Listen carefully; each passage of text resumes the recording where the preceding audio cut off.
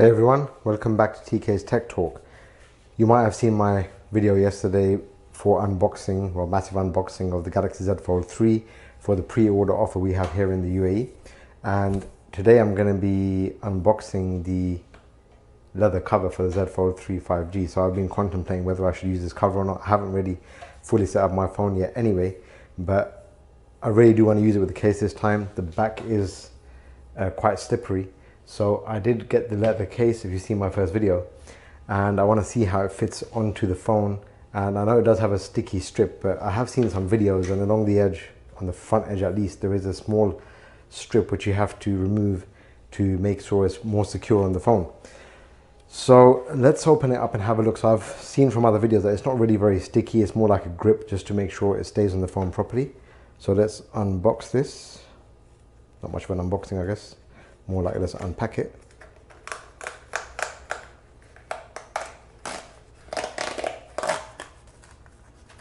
Let's take it out.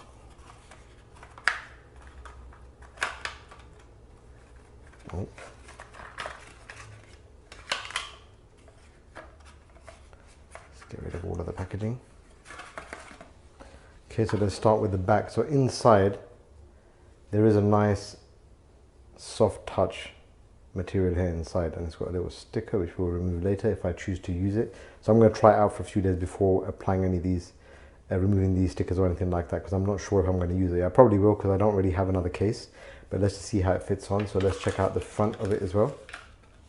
It really is very thin, a lot thinner than I expected. So one concern I have is, will this edge on the right, will it get in the way of typing on the front screen? I have seen other videos, it does look quite flush to the screen on this side, and it's slightly more raised on the left hand side. So you see on the front there is actually a strip here with a little blue tab which you need to pull out. So I'll probably leave this on for now just to see how it works without removing the sticky part. Well, it's not very sticky, like I said, it's more like a rubbery or just a grip for the front of the screen. So let's put it on and see how it is. Let's clip on the front first.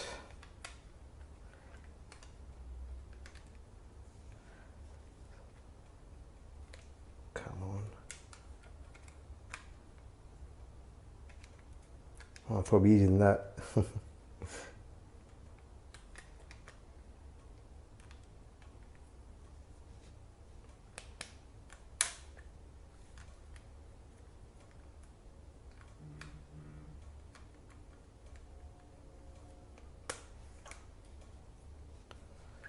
Right, there we go, finally on. Had a bit of fun with that. Right, and now let's do the back. Let's do the back now.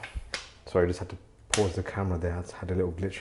So the back went on very easily, and there we go. It does really feel very nice. It does still feel a bit slippery, but at least now it's protected if it were to come out my hand. It adds a bit of weight, definitely adds a bit of weight to the phone. And because it's black, it's kind of hard to see it. But one good thing is, if you can see here, the cameras are definitely protected. Using a bit of focus there. If we move it to the side like that, so the camera's, so when you put it down flat, the camera's definitely protected. And from the front, and this is what I was concerned about, you can just about see here, it's only slightly raised.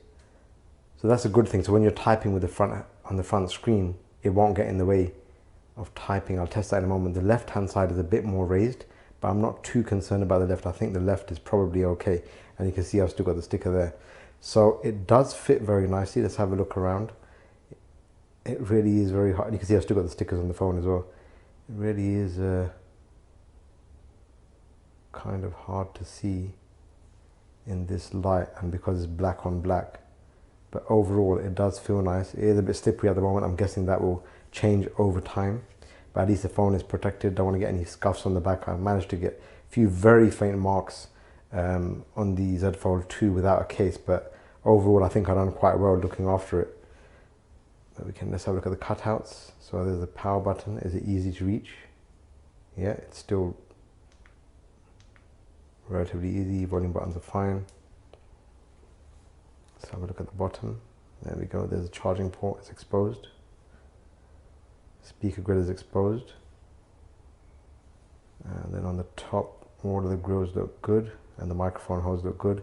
Obviously we have no protection on the back, but it's still better than nothing, right?